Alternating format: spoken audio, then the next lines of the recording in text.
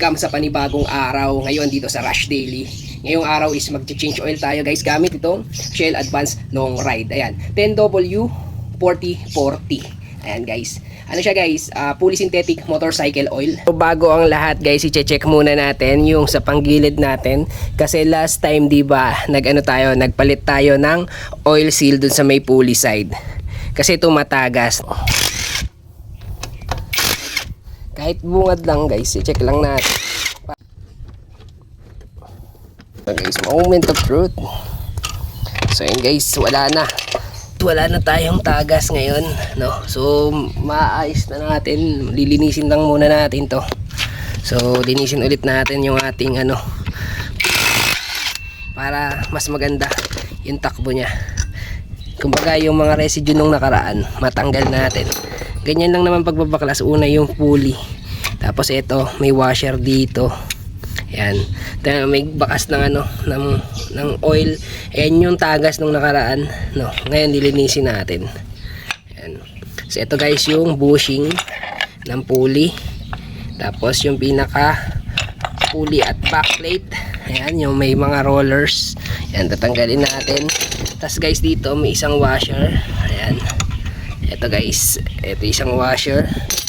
Tapos ito guys, tatanggalin natin dito yung pulley ng torque ng clutch bell. Sa pagbaklas nga pala guys ng clutch bell nut, ang gagamitin natin is 24mm. Ayan guys, ganyan lang siya. Tapos wait lang. So ayan guys, gagamitin na yan 24mm, nakabukas na pala. Ayan, linisin natin. Ito. Ayan, tanggalin natin lahat ng grasa.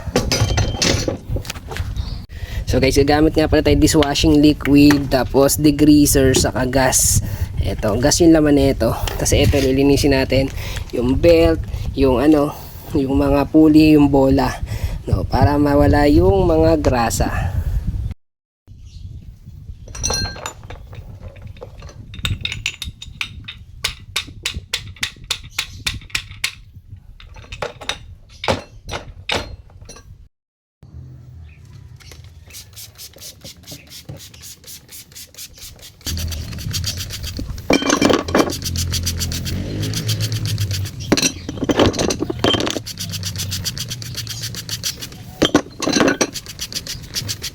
Itong belt yung pinaka kiniskis natin, sinabon natin, tapos nagginas natin para matanggal yung grasa. Ito kasi talaga yung pinaka magdadala guys, kasi pag may iwang grasa dito sa ating belt, siguradong dudulas pa rin. Torque drive, hindi na natin lalagyan ng grasa yung mga loob niya kasi kaalagay lang natin nung nakaraan, wala pang 1 week, no.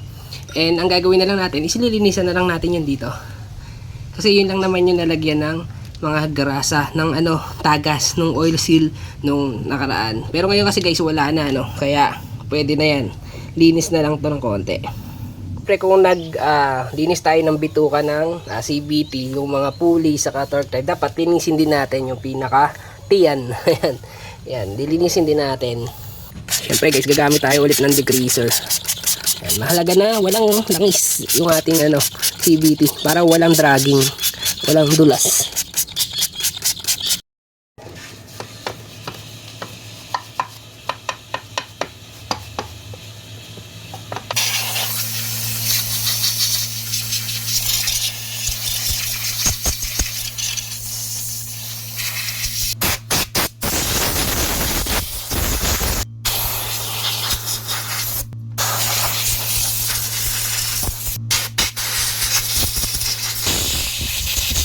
So ayan guys, ito ang arrangement natin is 12-11. Bali 12 tas 11, 12-11, 12-11 grams. Ayan, bali average nito guys is 11.5. Kasi ito guys is slider piece natin, saka yung ating backplate. Ayan, ayan guys, masikip yan oh. Ayan, ganyan lang siya guys, ganyan nyo lang. Siyempre guys, bago natin ibalik dapat lagyan muna natin ng grasa. Kahit konti lang guys, basta malagyan siya. Mahirap din kasi pag walang grasa, mahirapan tayong tanggalin sa susunod. Yan, at least pahidan nyo man lang. Yan, saka dito guys. Ayan. Lalagyan talaga yan guys ng grasa para di rin kinakalawang. Ayan. Then next guys, ito yung pinakamalaking washer. Ayan, lalagay natin dito. Ayan. Ayan. Tapos yung backplate ng pulley, tapos yung bushing. Ayan dito. Ayan guys. Ayan, salpak nyo lang na ganyan. Tapos torque drive saka belt ito. Tapos make sure guys na yung arrow, ayan, dito nakaharap. Tapos gaganto nyo guys. Ayan. Tapos sulut natin. Sulut muna natin. Ayan. Tapos pipigayin natin guys. Pigayin muna natin. Ayan. Ayan guys, pag nahila nyo na, pwede nyo na dito isalpak. Ayan. Ayan. Para mailagay natin dito. Ayan yung belt. Next dito guys is ito, yung maliit pala na washer. Ayan, nalagay nyo dito. Ayan. Ayan guys, nailagay natin yung pinakamanipis na washer. Tapos ito naman guys yung next, yung pinaka front na pulley. Ayan. Papasok nyo lang dito guys.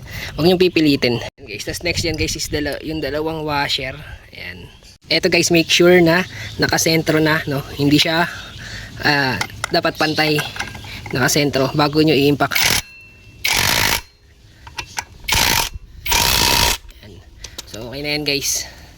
So guys, nakapit na natin tong nut ng pulley. Ngayon naman is ito, clutch bell. Ayan guys, clutch bell. Ayan, nakakabit na siya. Tapos yung clutch bell nut. Ayan. Ayan, tapos impact nyo lang guys. Ayan guys, tapos i-impact nyo lang guys.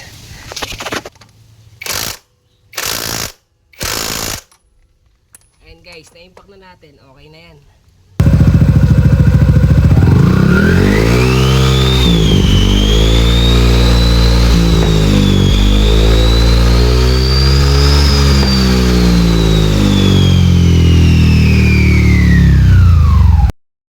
Lagyan lang natin ng konting grasa guys dito sa may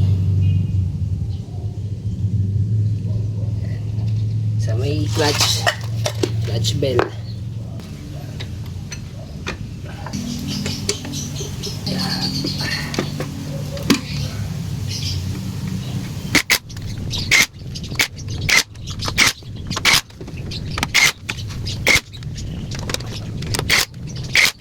So ayun guys, dahil na-check na natin kung may leak ulit yung ano natin sa oil seal, dahil na okay na siya, no? So 7 days observation, lalagyan na natin. Change oil na natin kasi hindi na siya magbabawas ng langis. So ayun guys, size 12 na pala yung gagamitin natin na wrench socket.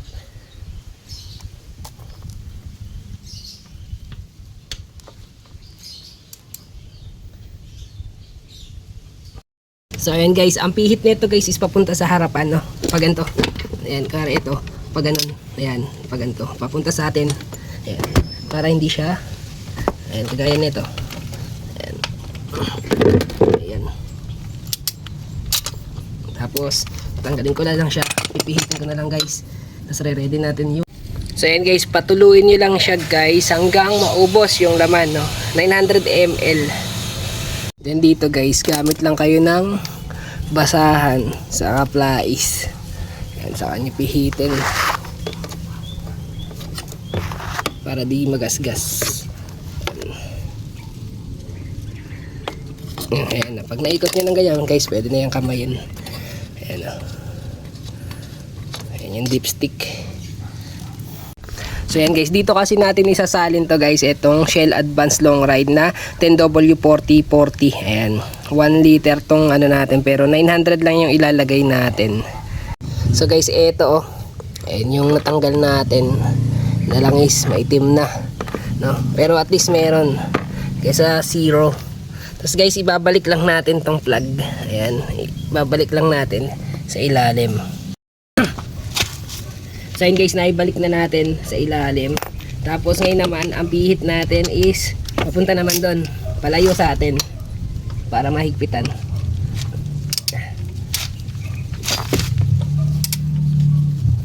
Baligtad.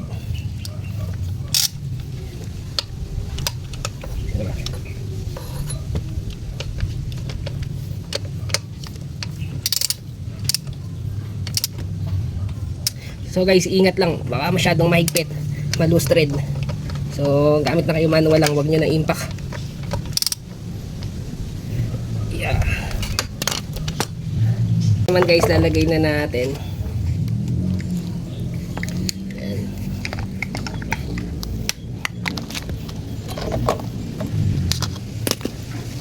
900 ml lang guys. Tapos gagamit tayo guys nito, budo. Ayan, para walang tapon.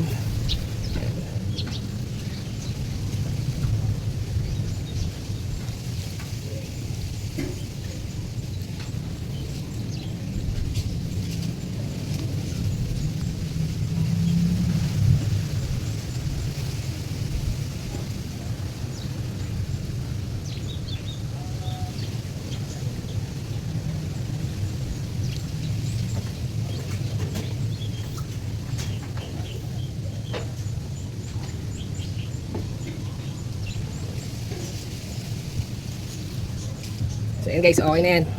900 na yan. Nagtira tayo ng 100 ml. No, so hindi natin sasagarin kasi 0.9 lang, okay na yun. Kung wala kayo nung lalagyan ano, yung parang cup na 900 ml yung may ano, gamit kayo ng dipstick guys. Meron dito hanggang 2 dp. Tapos may XXX hanggang dito sa gitna, yung sa may dulo ng X. Doon nyo titignan kung sakto. Kung wala kayong ano, yung measuring cup.